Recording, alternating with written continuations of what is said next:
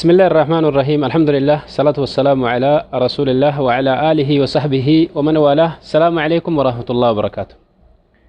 هردفتوتا يوتيوب channel كامل ميديا جلت أرقمتن هندي كيسانو نجيني ربيتيف تولي إسا أرجمان إسا بكا جرتن مرت إسيني وجين هاتون إسينين جدا قويا غارينا قبادا بكا جرتنت إلمان روموتي في نمني أفان كان نراد أجيسن هندي كيسانو كيستو نموني بها قدو غليسا كيس جرتن bakka jirtanitti nageenyi isinii wajjin haa ta'u. Sababiin isaatis maaliif baha giddu galeessaa keessaa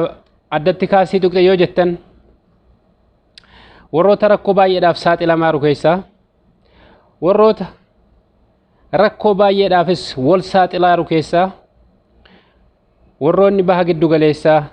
keessattuu biyyoota akka biyya nuti keessa jirru keessa jiraatan baay'een keessan argaa jirtu dhagahaas jirtu jechuudha. Waan waamnaan hin dammaquu namni argaa rafee jedhee raayyaan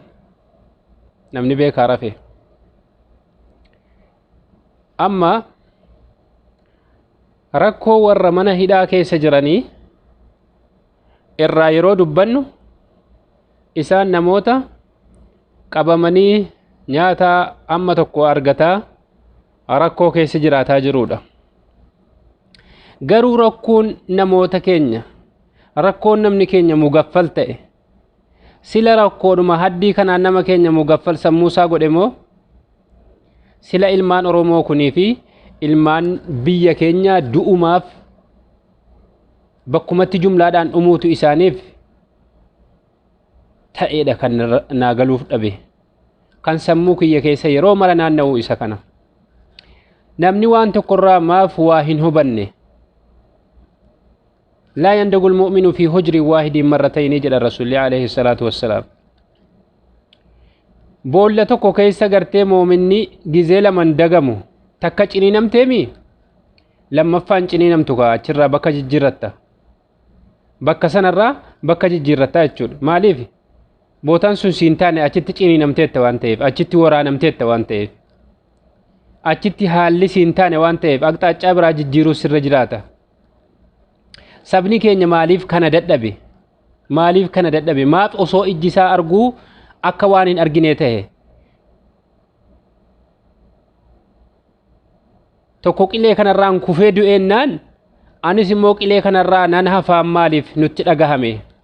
Qileen qilee ati keessa galte keessaa bahuu hin dandeenye ta'e waan jiruuf abdii wahii waan hin jirreef. Obboleewwan kiyya waa malee jecha kana isiniin jedhaan jiru. Biyya kana keessa zamana dheeraa jiraanneerra argineerras ni beeynas. Biitti kun dur akkamii hamma akkamii ni beeyna. Gaafa dur namni keenya kallattiidhaan dhufee asii waa argatee bu'aa argatee galu fayyadamee gaafa galu gaafti sun nu gammachuu ture. Har'a immoo namni keenya miidhamuudhaan ala bu'aa argataa hin jiru, du'uudhaan ala bu'aa argataa hin jiru, jumlaadhaan ajjeefamuudhaan ala bu'aa argataa hin jiru. Waan torbee darbe keessa daangaa irratti ta'e argitanii jirtan. Biitti biyya namaati. Biyya kee keessattuu ajjeeffamaa jirta yoo abbaan barbaade si jeessu jira. Biyya namaa immoo bakkatti si jeessaa jira kunoo. Kan waggaa 2-3 dura boombiin ollaa biyya kanaatti itti gadhiifamee dhumate sun qoricha nuuf hin taane adaba nuuf hin taane hammas biyya kana keessa seenaa dhumtan. Biyya kana keessa seenaatti sanuu tabba keessatti gaara keessatti kun miilli irraa citee kun harki irraa citee mana haakimii dhaquu hin danda'u.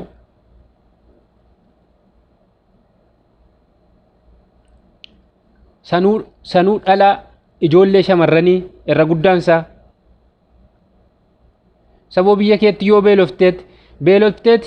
isa guyyaatti 3 nyaattu yoo tokko nyaattee xarraabbattee jiraatte irra sii wayyu. Kun mataan irraa fottokfamee jira, kun lukti 2 irraa citee jira, kun harki 2 irraa citee jira. Haakimii dhaquuttis abdiin qabu. gaara sanarraa gadi bu'uudhaafis abdii hin qabu. Warroonni sossobdeenii ilmaan namaa achirraa kaaftanii isin deebsifna jettanii fuutanii kaatan rabbi isin hin dhiisin duniyaa kana irratti. Rabbi isin hin dhiisin. Arrasiin kan isiitii ni beeyti karaa fiidduun ni baddi harka. Kun ummanni da'iifni maayyimiin bichaa yaa'ee dhufee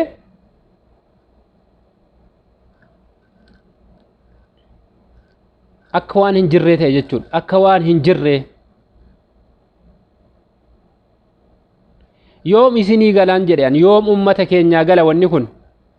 Warri mana hidhaa keessa jiran cinqamaa, azzabamaa, rukutamaa, nyaanni irraa hirrifamaa, amata lama amata tokkoof way hidhamaniitti iyya meeqaan addunyaan iyyeeti mootummaan fuudhee biyya isaanii deebisa.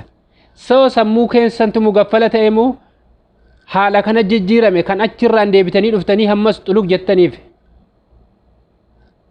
biyya kee keessatti yoo biyya kee keessatti yoo kabajaadhaan jiraatte huccuun sirraa citullee ofirratti hodhite yoo jiraatte siif wayyu bakka kanatti duutee kee du'aa kee kan namni hin beeyne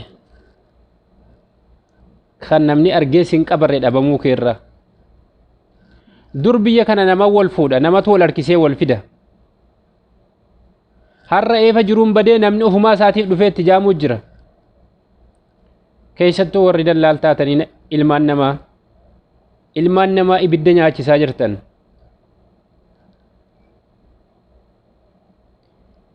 An akka kiyyatti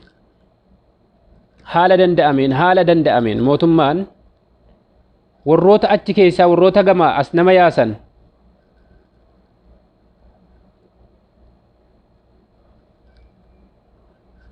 irmicha jabaa irratti fudhateet ummata kana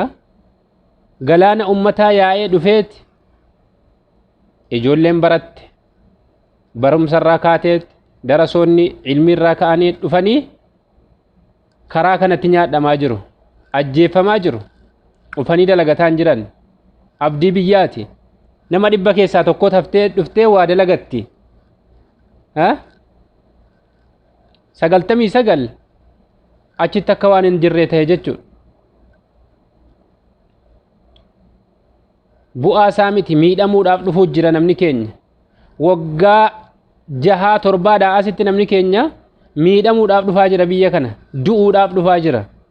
Godda'amuudhaaf dhufaa jira. Hojjechiifamee nyaatamuudhaaf biyya kana dhufuu jira. Karaa seera qabeessa hin taaneen galaafatamuudhaaf biyya kana dhufuu jirtan. Namoonni hiriyoota keessan yookiin maatii keessan horii kanatti baastanii gara biyya kanaatti as harkiftan. Maaf horii kana itti kennitanii akka inni biyya ofiitti waa dalagatee of bulchu of gartee of jijjiiru maaf hin goone? Bijatu birrii 100 ol yoo bijate 150 birrii Itoophiyaa yookiin toora 200 baastaniif kan dhufaa jiru biyya kana yeroo ammaatti jechuudha. Sanaa miti 20 yoo biyyatti kenninaaniif namoonni kun achitti jiru ofii jijjiirratanoo qophee xaraganii yoo jiru ofii jijjiirratanoo dhufanii du'uu isaaniirra keessattuu shamarran keessattuu warri shamarranii. Rabbi sodaadhaati.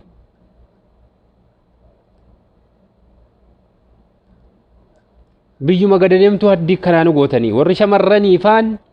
mee maal fiduudhaaf yoonni ati dhagaa kana keessa biyyoota meeqa keessa qaxxaamurtee dhuftee as keessatti rasaasni si nyaatuuf wanni as keessatti boombiin sitti gadhiifamee lukti keessirraa hafuuf luka si yaa'ee jedhe inni si fide si gatee bade eenyachirraa si fuudha. Ayyarii wayitachii dhufee si fuudhamu.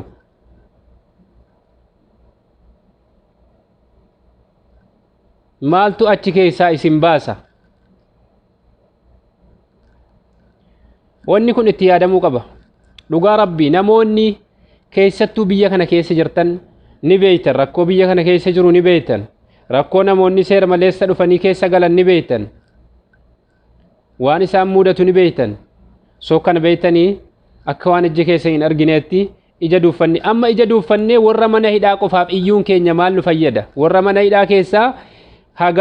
hagalanuu mootummaa galchii maarree jennee mootummaatti iyyuun keenya bu'aa maalii qaba namoonni kumaatamaan hiriiranii dhufanii ammas du'aa jiru kargasii qabamanii hidhaanuu hin jiru amma gatuudha bakka gatuudha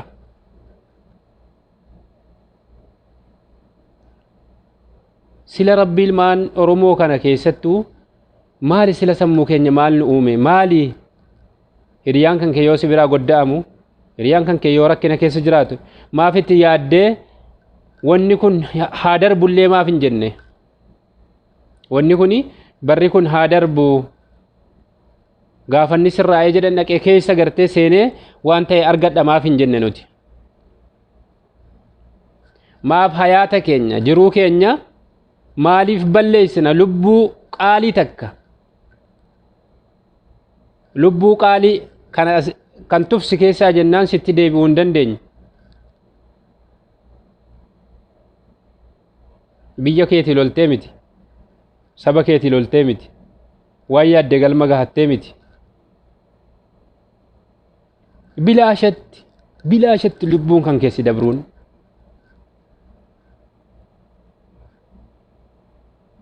namoonni mootummaan asii isaan guuree mootummaan asirraa isaan kaasee fuudhee geessee achi isaan buuse dachaanii achirraan osoo addeebi'anii xulug jedhan amma dhabaman dhuman kanaaf mootummaa keenya sin komannu mootummaa asii sin komannu mataa keenya komanna sammuu keenya komanna jijjiiri aqxaacaa kana jijjiiri yaada biraa biiti kun biiti addunyaa hedduudha jira kan deemanii dalagatan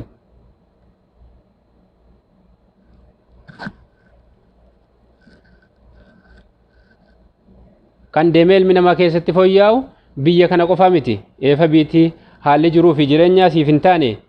jijjiiruun dirqama ta'a maaliif waan kana irratti waliin dhowwine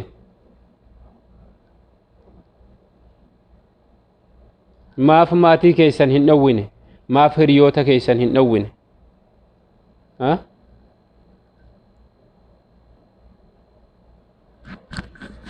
kun rakkina guddaadha jechuudha rakkina hibboo hiikkaa dhabe kan jedhamu an akka kiyyatti yooniif ilaale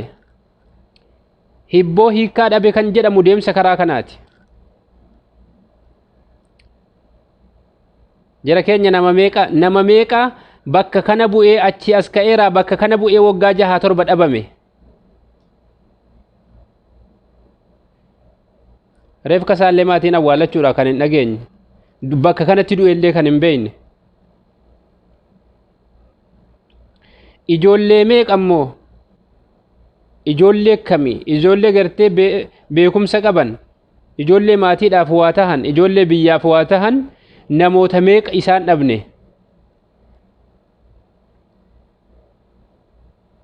biyya kanarraa namni milkaa'e deemsa biyya kanarraa namni milkaa'e dhibbarraa nama 2-3 hin caalu wallahi kuma kana inni kaan dhufee asitti walaa ta'ee hafe jechuudha bilaasha tahee waan qabuuf waan dhiisu wallaaleet karaa irratti hafe sila haala jiruu jireenyaa hin barre maallaqni maal akka ta'e osoo hin barre biyyaa bahe dhufee asitti maallaqa qabachuu hin dandeenye kun soo karaa kana dhufuutti gaara irraan gangalatee qileetti galee dhume kun rukutamee dhume kun dheebuuf gubaa dadhabee dhume dhumaatiin namoota kara biyya kana dhufuudhaaf dhumaa jiranii gara seeraan alaatiin lakkoofsa hin qabu miidhaan qaamaa irra gaheetti miidhaan sammuu irra gaheetti waa meeqaaf goddaatiin meeqa irra gaheetti sanaanuu milkaa'uu hin dandeenye yeroon ammaa kun yeroo isa keessaa fiiganiiti fiiganii gara biyya ofiitti galan malee biyyuma keenya hiyyeetti amma waa keessaa qaala'ee waa dhabne haala jiruu wallaallee waraana jira maarreedhaa jennu san hiyyeettiidhuma san keessa warra jiraatu san wayya harka meeqa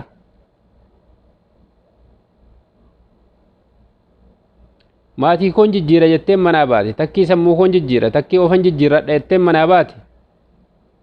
200-300 bakkatti yeroo dhuman haati si dahaniif abbaan si dahan si uumanii jedhan eessa gartee dhaqaa jira mucaan kiyya eessa gaheeraa jedhanii jarri abjuurra jirani ati keetii kutte ati gara kutte baafatte jechu baafatte ganda deebiin hin qabne dhayxee jirta sabboleewwan kiyya wanni gidduu kana deemaa jiru sun yoo gartee viidiyoo isaa maxxansuullee baanne wanni gidduu kana deemaa jiru sun mee ija qalbiitiin laali mee ija qalbiitiin laala qoreen tokko yoo si waraante wanni tokko yoo si miite hagam akka gartee hirriba sin dhawwitee sin maraachitee haakimiitti fiiddan garuu namni harkirraa citee moofaan itti maramee achi keessaa iyya lafa gubaa kana keessa dhagaa keessa miilli irraa citee akkuma kanatti mataan addaa dhoofamee akkuma kanatti taa'ee iyyuu jira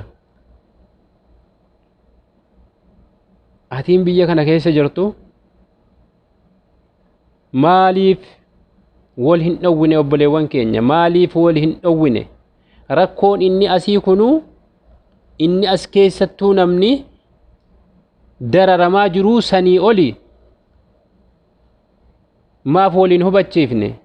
maaf hiriyoota keessan hin hubachiifne maaf maatii keessan hin hubachiifne wallahi baay'ee nama rakkisa irraa dubbachuudhaafis dhiisuudhaafis gaafa dur namoonni ni qabamanii yoo qabaman seeraan galuu warroota tokko tokko akka gartee deemsa dadhabuu warroota tokko tokko immoo akka gartee karaa badaa sanirra deemanii miilli jalaa mucucaannaan qileetti gangalatanii du'uu warroonni akkanaa ni jira garuu kan jumlaadhaan dhumuu kuni hin jiru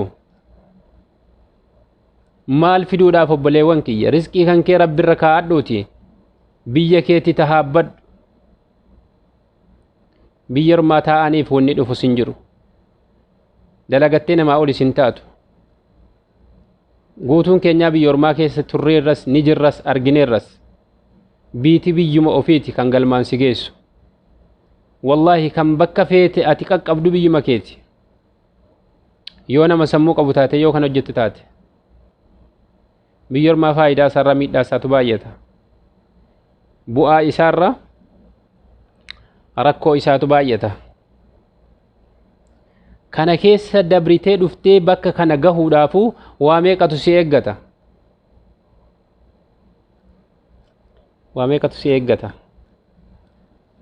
isa kanaaf eenyuun komanna falaa taluumuuni waluumuu anfusakum isuma shayxaanni jedhe san anan komatinaa lubbuma keessan komadhaadhaa kan inni jedhe san malee wanni nu komannu jira eenya komannu biitii tokko biyya ofii eeguudhaaf biyya ofiirraa eeguudhaaf ummata akka galaanaatti yaa ofirraa ittisuudhaaf waan feete gochuu dandeessi biyya kana dhiisi biitii awurooppaa kan dimokiraasii akka fedhe jedhamu poolisatti nattee caccabsitee isa kaan qabdee biyya biraatti daddabarsaatti biyya namaan komannu nutis biyya qabna waan ta'eef soo biyya keenya keessa biitii wayii akka kana jumlaadhaan yaatee nutti dhuftee maal akka goonuu ni beekna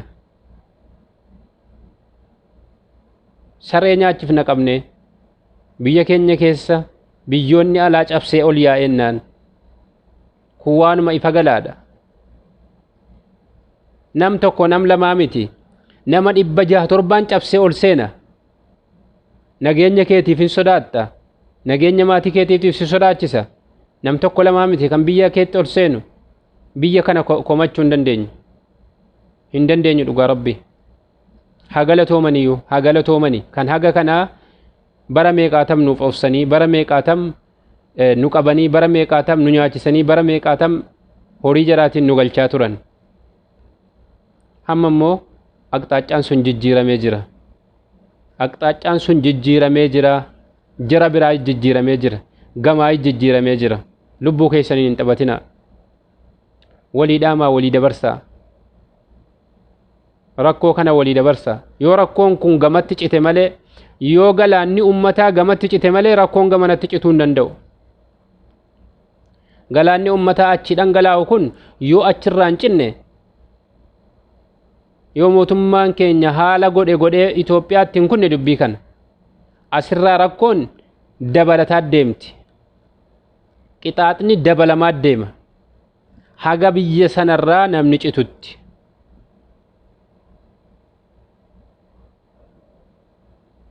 kanaafi rabbiin biyya keenya biyya nagaa haa godhu warroota miidhamaniif rabbi jannataa kennu warroota madaa'anii rabbiin jara haa fayyisu warroota mana hidhaa keessa jira rabbi nagayaan isaan haa galchu warroota immoo biyyarraa bahuu barbaadan bishaan midhaan jiraa rabbiin biyyumatti haa hambisu yoo qadaan jiraallee gahee achumatti jira hambisu malee gara biyya ormaa fidee dhagaa keessatti du'aan jiraallee kabaja dhabee kan jedhu kana hundarraa rabbi jara haa baraaruun isiniin jedha بارك الله فيكم وصلى الله وسلم على سيدنا محمد وعلى آله وصحبه أجمعين السلام عليكم ورحمة الله وبركاته